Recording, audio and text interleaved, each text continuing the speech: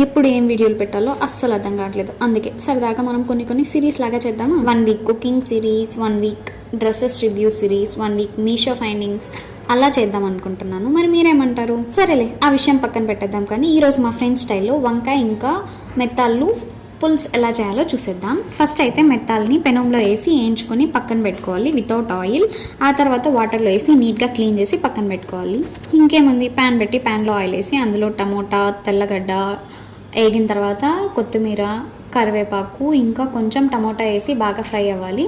అది మొత్తం బాగా ఫ్రై అయిన తర్వాత వంకాయలు వేసుకొని బాగా ఆయిల్లోనే మగ్గిపోయేలాగా చూసుకోవాలి. ఆ తర్వాత అయితే కొంచెం చింతపండుని నీట్గా కలుపుకొని అందులో వేసుకోవాలి. మొత్తం తనే చేస్తే మనం ఏం చేస్తాం, మన కాంట్రిబ్యూషన్ కానీ అంతో ఇంతో ఉండాలి కదా, అందుకే అలా కలుపుతూ ఉన్నాను. ఆ తర్వాత అయితే కొంచెం మిరప్పొడి, ధనియాల పొడి వేసుకోవాలి. ఆ తర్వాత టామరిన్ నీళ్ళు వేసుకోవాలన్నమాట. కొంచెం బాగా ఉడికి పక్కన ఫ్రై చేసి పెట్టుకున్న చేపల్ని యాడ్ చేసుకోవాలి.